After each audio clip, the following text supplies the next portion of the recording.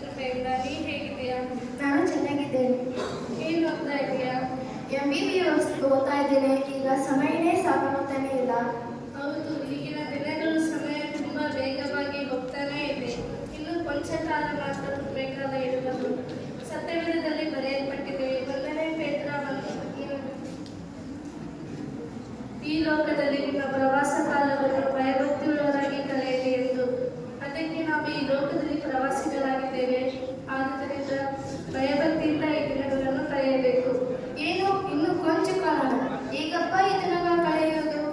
ಲಯವಾಗಿ ಹೋಗುವ ಈ ಲೋಕದಲ್ಲಿ ಎಷ್ಟೊಂದು ಅವಶ್ಯ ಇದೆ. ಅಲ್ಲಲ್ಲಿ ನಮ್ಮ ಹೆಸರು ನೋಂದಾಯಿಸಲ್ಪಡಬೇಕು.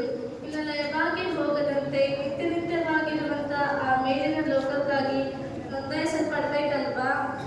ನೀನು ಶಾಲೆಗೆ ಸೇರಿಸಲ್ಪಟ್ಟಾಗ, ನೀನು ಕೆಲಸಕ್ಕೆ ಸೇರಿದಾಗ, ನಿನ್ನ ಮನೆಯನ್ನು ನಿವೇಶನವನ್ನು ಮಾಡಿಕೊಳ್ಳುವಾಗ, ನೀನು ಮತದಾನದ ಗುರುತಿನ ಚೀಟಿಯನ್ನು ಹೊಂದಿಕೊಳ್ಳುವಾಗ, ನಿನ್ನ ವಾಹನಗಳಿಗೆ ಲೈಸೆನ್ಸ್ ತೆಗೆಸುವಾಗ, ಹೀಗೆ ಅಲ್ಲಲ್ಲಿ ಈ ಲೋಕದೊಳಗೆ ನಿಮ್ಮ ಹೆಸರು ನೋಂದಾಯಿಸಲ್ಪಡಬೇಕು. ಹೌದು, ಏಕೆ ರಿಜಿಸ್ಟರ್ ಮಾಡಬೇಕು? ನೀನು ಇಂಡಿಯಾದಿಂದ ಹೊರದೇಶಕ್ಕೆ ಹೋಗಬೇಕಾದರೆ ನಿನ್ನ ಎಲ್ಲ ಡಾಕ್ಯುಮೆಂಟ್ಸ್ ಬೇಕು. ಇಂಥದ್ದೇ ದಿನ ಅಂದರೆ ತಾರೀಕು ಇಷ್ಟು ಸಮಯಕ್ಕೆ ಏರೋಪ್ಲೇನ್ ಏರ್ಪೋರ್ಟಿಗೆ ರೀಚ್ ಆಗುತ್ತದೆ ಎಂದು ಟಿಕೆಟ್ನಲ್ಲಿ ರಿಜಿಸ್ಟರ್ ಆಗಿರುತ್ತದೆ. ಹೌದು, ನಾನು ಕೂಡ ಲಂಡನ್ಗೆ ಹೋಗಿ ನನ್ನ ಎಜುಕೇಷನ್ ಎಲ್ಲ ಕಂಪ್ಲೀಟ್ ಮಾಡಿ ಅಲ್ಲೇ ಟ್ರೈನಿಂಗ್ ತೆಗೆದುಕೊಂಡು ಡಾಕ್ಟರ್ ಆಗಿ ಲೈಫಲ್ಲೇ ಸೆಟ್ಲ್ ಆಗಬೇಕು ಅಂತ ಇದ್ದೇನೆ. ಮತ್ತೆ ಹಿಂತಿರುಗಿ ಯಾವಾಗ ಬರುತ್ತೆ ಇಂಡಿಯಾಗೆ ನಿಮ್ಮ ಅಪ್ಪ ಅಮ್ಮನ ಕಡೆ? ಗೊತ್ತಿಲ್ಲ, ಯಾವಾಗ ಹಿಂತಿರುಗಿ ಬರುತ್ತೇನೋ ನಮ್ಮ ಅಪ್ಪ ಅಮ್ಮ ಕಡೆ. ಗೊತ್ತಿಲ್ಲ ಅಂದರೆ ಹೇಗೆ? ಅವ್ರು ಕಾಯ್ತಾ ಇರ್ತಾರಲ್ವಾ? ಶಾರೀರಿಕವಾಗಿ ಇದ್ದಂಥ ತಂದೆ ತಾಯಿಗಳು ಇವನಿಗೆ ಅರಿವಿಲ್ಲ ಎಂದರೆ ಪರಲೋಕದಲ್ಲಿ ನಮ್ಮ ತಂದೆ ಕಾಯ್ತಾ ಇದ್ದಾನೆ ಎಂದು ಇವನಿಗೆ ಹೇಗೆ ಅರಿವಿರಬೇಕು? ಹೌದು, ಕರೆಕ್ಟಾಗಿ ಹೇಳಿದಿ. ಇವನು ಲಂಡನ್ಗೆ ಹೋದ ತಕ್ಷಣ ಇಂಡಿಯಾದಲ್ಲಿದ್ದಂಥ ತಂದೆ ತಾಯಿ ಅರಿವಿಲ್ಲದೆ ಕಾಣಲ್ಪಡುತ್ತಾನೆ. ಇನ್ನು ಪರಲೋಕದಲ್ಲಿ ಇರುವ ತಂದೆಯಾದ ರಾಜಾದಿರಾಜನು ಇವನಿಗೋಸ್ಕರ ಕಾಯುತ್ತಾ ಇದ್ದಾನೆ ಎಂದು ಇವನಿಗೆ ಎಲ್ಲಿ ಅರಿವಿರಬೇಕು? ಲೋಕದ ಹಿಂದೆ ಹೋಗುತ್ತಾ ಇದ್ದಾನೆ. ಇವಾಗ ನೀನು ಹೇಳುವಂತೆಲ್ಲಿ ನೀನು ಭೂಮಿಗೆ ಎಲ್ಲಿಂದ ಬಂದಿ, ಹೇಗೆ ಬಂದಿ? ನಾನು ನನ್ನ ತಾಯಿ ಗರ್ಭದಿಂದ ಈ ಭೂಮಿಗೆ ಬಂದಿದ್ದೇನೆ. ಆದಿಯಲ್ಲಿದ್ದಂಥ ಯೆಹೋವ ದೇವರಿಗೆ ಮಾತ್ರ ಗೊತ್ತು ನೀನು ನಾನು ಎಲ್ಲಿಂದ ಬಂದಿದ್ದೇವೆ ಅಂತ. ಸತ್ಯವೇದದಲ್ಲಿ ಹೇಳಲ್ಪಟ್ಟಿದೆ, ಯೆರೆಮೀಯ 1:5. ನಾನು ನಿನ್ನನ್ನು ಗರ್ಭದಲ್ಲಿ ರೂಪಿಸುತ್ತಿದ್ದ ಮುಂಚೆಯೇ ನಿನ್ನನ್ನು ತಿಳಿದಿದ್ದೇನೆ. ನೀನು ಉದರದಿಂದ ಬರುವುದಕ್ಕಿಂತ ಮೊದಲೇ ನಿನ್ನನ್ನು ಪ್ರತಿಷ್ಠಿಸಿದ್ದೇನೆ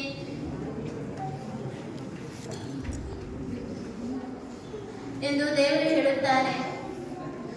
ಆದ ಕಾರಣ ದೇವರ ಕಡೆಯಿಂದ ಒಂದು ಮಗುವಾಗಿ ರೂಪಿಸಲ್ಪಟ್ಟು ತಾಯಿಯ ಗರ್ಭದೊಳಗಿಂದ ಈ ಭೂಮಿಗೆ ಬರುತ್ತೇವೆ. ಯಾರಿಗೆ ಗೊತ್ತು ಆ ಮಗು ಇಂತಿಂತೆ ದಿನ ಇಂತಂತೆ ಸಮಯ ಬರುತ್ತದೆಂದು ಯಾರಿಗೂ ತಿಳಿಯದು. ಆ ಮಗು ಬಂದ ನಂತರ ತಂದೆ ತಾಯಿಗಳು ಅದರ ಜನನವನ್ನು, ಮರಣವನ್ನು, ನೋಂದಣಿಯ ಕಚೇರಿಯಲ್ಲಿ ಅದರ ಜನನವನ್ನು, ದಾಖಲೆಗಳನ್ನು ಮಾಡುತ್ತಾರೆ. ಅದು ಮಾತ್ರವಲ್ಲ, ಒಬ್ಬ ಮನುಷ್ಯನು ಮರಣ ಹೊಂದುವುದು ಯಾರಿಗೂ ತಿಳಿದಿಲ್ಲ. ಇಂಥದ್ದೇ ದಿನ, ಇಂಥದ್ದೇ ಸಮಯ, ಇಂಥದ್ದೇ ಸ್ಥಳ ಎಂದು. ಆದರೆ ನಮ್ಮ ತಂದೆಯಾದ ದೇವರಿಗೆ ಗೊತ್ತು. 2 ಕೊರಿಂಥದವರಿಗೆ 4:18 ನಾವು ಕಾಣುವಂಥದ್ದನ್ನು ಲಕ್ಷಿಸದೆ ಕಾಣದೇ ಇರುವಂಥದ್ದನ್ನು ಲಕ್ಷಿಸುವವರಾಗಿದ್ದೇವೆ. ಕಾಣುವಂಥದ್ದು ಸ್ವಲ್ಪ ಕಾಲ ಮಾತ್ರ ಇರುವುದು, ಆದರೆ ಕಾಣದೇ ಇರುವಂಥದ್ದು ಸದಾ ಕಾಲ ಇರುವುದು. ಅದಕ್ಕಾಗಿ ನಾವು ಮೇಲೆ ಇರುವಂಥ ರಾಜ್ಯಕ್ಕಾಗಿ ಜೀವಿಸಬೇಕು. ಹೌದಾ? ಅಯ್ಯಯ್ಯೋ, ಹಾಗಾದರೆ ನಾನು ಕೂಡ ಇಂದಿನಿಂದ ಮೇಲೆ ಇರುವ ರಾಜ್ಯಕ್ಕಾಗಿ ಜೀವಿಸುತ್ತೇನೆ. ಆ ಮಾರ್ಗವು ಕಂಡುಕೊಳ್ಳುವುದು ಹೇಗೆ? ಯೋವಾನ 10:11 ಬರೆಯಲ್ಪಟ್ಟಿದೆ, ನಾನೇ ಒಳ್ಳೆ ಕುರುಬನು ತನ್ನ ಕುರಿಗಳಿಗೋಸ್ಕರ ತನ್ನ ಪ್ರಾಣವನ್ನೇ ಕೊಡುತ್ತಾನೆ. ಇದೇ ಮಾರ್ಗದಲ್ಲಿ ಹೋಗಬೇಕು. ಈ ಮಾರ್ಗದಲ್ಲಿ ಯೇಸುಕ್ರಿಸ್ತನೇ ಮೂಲೆಕಲ್ಲು ಆಗಿದ್ದಾರೆ. ಅವರು ನಮಗಾಗಿ ನಿತ್ಯ ಜೀವವೆಂಬ ಬಾಗಿಲನ್ನು ತೆರೆದರು. ದೇವರ ಬಳಿ ಹೋಗಲು ಇದೇ ಮಾರ್ಗವಾಗಿದೆ. ಯೇಸುಕ್ರಿಸ್ತನೇ ಬಾಗಿಲು ಆಗಿದ್ದಾನೆ. ಅಲ್ಲಿ ಹೋದ ನಂತರ ಬಾಗಿಲು ಓಪನ್ ಆದರೆ ಮಾತ್ರ ಆ ರಾಜ್ಯಕ್ಕೆ ಎಂಟ್ರಿ ಆಗಲು ಸಾಧ್ಯ. ಓಪನ್ ಆಗಲಿಲ್ಲ ಅಂದರೆ ನೋ ಎಂಟ್ರಿ. ಅಯ್ಯಯ್ಯೋ, ಆ ಬಾಗಿಲು ಓಪನ್ ಮಾಡೋದು ಹೇಗಪ್ಪ? ನಾವು ಲಿಫ್ಟ್ ಹತ್ತಬೇಕಾದರೆ ಡೋರ್ನಲ್ಲಿ ಹೋಗಿ ನಿಂತರೆ ಅದು ಹೇಗೆ ಓಪನ್ ಆಗುತ್ತೆ ನೋಡು. ಅದೇ ಥರ ಸ್ವಿಚ್ ಪ್ರೆಸ್ ಮಾಡಿ ಕಾಯಬೇಕು, ಅವಾಗ ಡೋರ್ ಓಪನ್ ಆಗುತ್ತೆ ಅಲ್ವಾ? ಅದೇ ಥರ ಅಲ್ಲಿ ಯಾವ ಬಟನ್ ಇಲ್ಲ, ನಮ್ಮ ಕೈಯಲ್ಲಿ ಏನೂ ಇಲ್ಲ.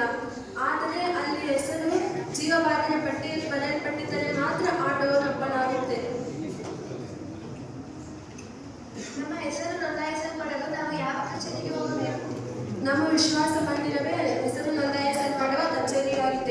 ನಾನೇ ಮಾರ್ಗವೂ ಜೀವವೂ ಸತ್ಯವೂ ಆಗಿದ್ದೇನೆ ಎಂದು ಕರ್ತನಾದ ಯೇಸು ಕ್ರಿಸ್ತರು ಹೇಳಿದ್ದಾರೆ. ನನ್ನ ಹೆಸರು ನೋಂದಾಯಿಸಲ್ಪಡಲು ನಾನು ಏನು ಮಾಡಬೇಕು? ನೀನು ದೀಕ್ಷಾಸ್ನಾನ ಹೊಂದಿದೆಯಾ? ಹೌದು. ಪವಿತ್ರಾತ್ಮನ ಅಭಿಷೇಕ ಹೊಂದಿದೆಯಾ? ಇಲ್ಲ. ಈ ದುಷ್ಟ ಲೋಕದಲ್ಲಿ ಪವಿತ್ರಾತ್ಮನ ಅಭಿಷೇಕವಿಲ್ಲದೆ ಜೀವಿಸಲು ಆಗುವುದಿಲ್ಲ. ಎಲ್ಲವನ್ನು ಜಯಿಸಿದರೆ ಈ ಮಾರ್ಗದಲ್ಲಿ ಮುಂದೆ ಹೋಗಲು ಸಾಧ್ಯ. ನಮಗೆ ಸಂಡೇ ಸ್ಕೂಲಲ್ಲಿ ಟ್ರೈನಿಂಗ್ ಕೊಡ್ತಾ ಇದ್ದಾರೆ. ಹೌದಾ? ಅದು ಯಾವ ಸಂಡೇ ಸ್ಕೂಲಲ್ಲಿ ಅದು ಯಾವ ಟ್ರೈನಿಂಗ್ ಕೊಡ್ತಾ ಇದ್ದಾರೆ? ಆದಾಮನು ಬದುಕುವ ಪ್ರಾಣಿಯಾಗಿದ್ದನು. ಅವನು ಸ್ತ್ರೀಗೆ ವಿಧೇಯನಾಗಿ ಸತ್ಯವೆಂಬ ನಡುಕಟ್ಟನ್ನು ಮೆಚ್ಚಿಕೊಂಡನು ಮತ್ತು ಏದೇನ್ ತೋಟವನ್ನು ಕಳೆದುಕೊಂಡನು. ಹೀಗೆ ನಾವು ಕಾಣಪಟ್ಟರೆ ಯಜಮಾನನು ಬಂದು ಕದ ತಟ್ಟುವಾಗ ನಾವು ಕದ ತೆರೆಯಲು ಸಾಧ್ಯವಿಲ್ಲ ಹಾಗೂ ನಮ್ಮ ಸ್ವಾಸ್ಥ್ಯವನ್ನು ಕಳೆದುಕೊಳ್ಳುತ್ತೇವೆ. ಯಜಮಾನನು ಬಂದು ಕದ ತಟ್ಟುವಾಗ ಆ ಕದ ತೆರೆಯುವುದು ಹೇಗೆ? ಸತ್ಯ ಮತ್ತು ಪರಿಶುದ್ಧತ್ವವೆಂಬ ನಡುಕಟ್ಟನ್ನು ಕಟ್ಟಿಕೊಂಡುವವನಿಗೆ ಮಾತ್ರ ಆ ಪ್ರಿಯತಮನು ಬರುವ ಶಬ್ದವು ಕೇಳಿಸುತ್ತದೆ ಹಾಗೂ ಆ ಶಬ್ದ ಕೇಳಿಸಿದ ಮೇಲೆ ಯಜಮಾನನು ಬಂದು ಕದ ತಟ್ಟುವಾಗ ತೆರೆಯಲು ಸಾಧ್ಯವಾಗುತ್ತದೆ. ಆಮೇಲೆ ಒಂದು ಟ್ರೈನ್ಗೆ ಎಷ್ಟು ಬೋಗಿಗಳಿದ್ದರೂ ಇಂಜಿನಿಲ್ಲದಿದ್ದರೆ ಅದು ಹೋಗಿ ಸೇರಬೇಕಾದಂತಹ ಸ್ಥಳಕ್ಕೆ ಸೇರಲು ಆಗುವುದಿಲ್ಲ. ಆದ ಕಾರಣ ಆ ಇಂಜಿನ್ಗೆ ವಿದ್ಯುತ್ ಶಕ್ತಿ ಕೂಡ ಬೇಕು. ಇಲ್ಲದಿದ್ದರೆ ಅದು ಆ ಗುರಿ ಮುಟ್ಟಲು ಸಾಧ್ಯವಿಲ್ಲ.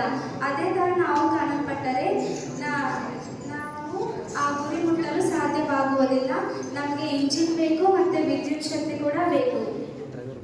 ಹೌದಾ? ನಮ್ಮ ಆತ್ಮಿಕ ಜೀವಿತದಲ್ಲಿ ಇಂಜಿನ್ ಮತ್ತು ವಿದ್ಯುತ್ ಶಕ್ತಿಯನ್ನು ತರಬೇಕು. ಇಂಜಿನ್ ಅಂದರೆ ಯೇಸು ಕ್ರಿಸ್ತ ಮತ್ತು ಪರಿಶುದ್ಧ ಆತ್ಮನು ಅಭಿಷೇಕ ತೋರಿಸುತ್ತದೆ ಹಾಗೂ ವಿದ್ಯುತ್ ಶಕ್ತಿ ಎಂದರೆ ದೇವರ ಕೃಪೆಯನ್ನು ತೋರಿಸುತ್ತದೆ. ಇವೆರಡೂ ಇಲ್ಲದಿದ್ದರೆ ನಾವು ಆ ಮಾರ್ಗವನ್ನು ಮುಟ್ಟಲು ಸಾಧ್ಯವಾಗುವುದಿಲ್ಲ. ಆ ಸ್ವಾಸ್ಥ್ಯವನ್ನು ಕಳೆದುಕೊಳ್ಳುತ್ತೇವೆ.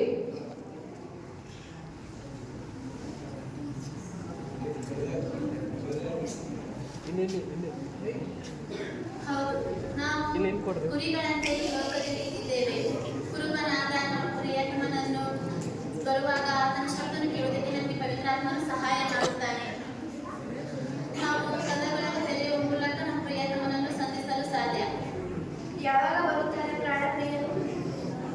ಹೌದು, ಆತನು ಯಾವಾಗ ಬರುತ್ತಾನೋ ಯಾರಿಗೂ ತಿಳಿಯದು. ದಿನವೂ ತಿಳಿಯದು, ಸಮಯವೂ ತಿಳಿಯದು. 1ನೇ ಥೆಸಲೋನಿಕದವರಿಗೆ 5:2 ಬರೆಯಲ್ಪಟ್ಟಿದೆ, ರಾತ್ರಿ ಕಾಲದಲ್ಲಿ ಕಳ್ಳವು ಹೇಗೆ ಬರುತ್ತಾನೋ ಹಾಗೆ ತಂದೆ ಬರುವವನು ಕಾಣಲ್ಪಡುವುದು. ಆತನನ್ನು ಸಂಧಿಸಲು ರೆಡಿಯಾಗೋಣ, ಯಾಕೆಂದರೆ ಅವರು ಇಗೋ ಬೇಗನೆ ಬರುತ್ತೇನೆ ಎಂದು ಹೇಳಿ ಹೋಗಿದ್ದಾರೆ. ಆಮೇಲೆ ಬೇಗನೆ ಬಾ. ಕರ್ತನಿಗೆ ಸ್ತೋತ್ರ.